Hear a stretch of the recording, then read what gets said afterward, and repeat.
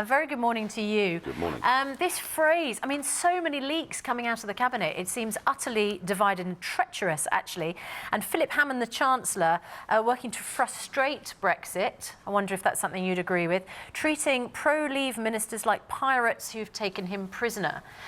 Now, firstly, who do you think's leaking this stuff? And secondly, do you think they're right? Well, I don't think it matters who's leaking this stuff, because actually, you know... Well, it does if they're leaking stuff that's secret in Cabinet, But it's private. not just on Brexit. If you think about the 1% pay cap for public workers, you've got the Chancellor saying this is our position, you've got Boris contradicting him. I can't think of a government in my lifetime who, within weeks of forming an administration, all appear to hate each other. Now, the problem with this is that how is Brussels going to take anything David Davis says today seriously?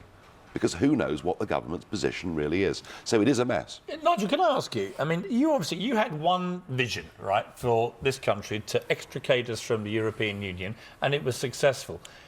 Is the Brexit deal that we're going to end up with here anywhere near what you envisaged it would be?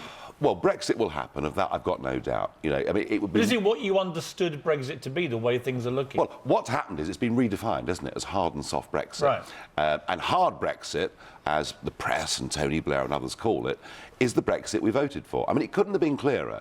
We were voting to leave the European Court and voting to leave the single market. And what we're now getting is a kind of a replay of the arguments that took place in the referendum. Although if you want my prediction... The government is committed to leaving the European single market and the customs union. Yes, it is, and so is the Labour Party. I mean, you know, if you look at it, 85% of the votes in the general election were for parties that wanted to leave the single market. And yet, my suspicion, and getting back to Piers' question, I suspect that by the middle of 2019, we will see a substantial watering down of what... The one thing that seems to me that's just being sort of parked to one side is the one issue that I felt at the time was the big issue of that referendum, immigration. Yep.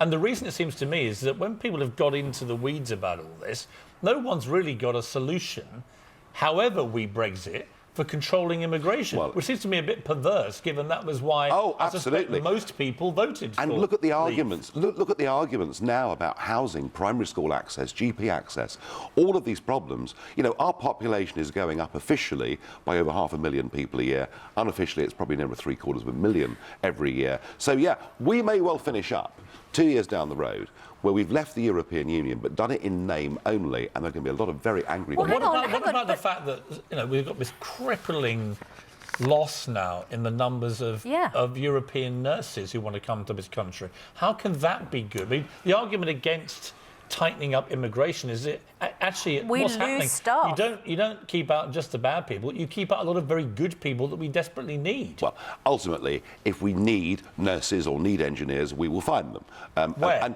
Well, why are we thinking just about Europe? There's a very big world out there. Although longer term, one of the worst things is, why are we not training our own people? You know, with too many people going to university, leaving with £60,000 worth of debt, and not actually getting into jobs. So we've had a real lack of vocational training in Britain. Isn't the problem with trying to get people outside of a free movement system that you have quite a complicated system where you have to identify vacancies and then people are allowed to come in but only on a visa system?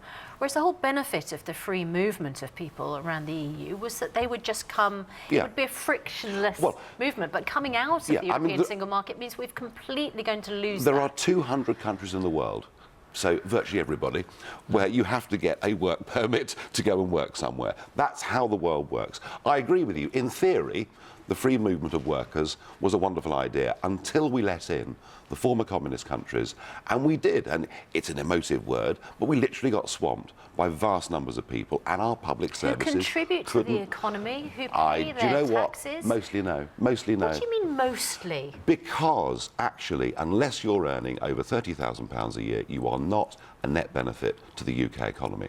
So you can look at immigration and say, those that come in and earn good money and pay real taxes are a benefit. The rest, frankly, are not a benefit. A benefit to employers, but overall economically to the country, no.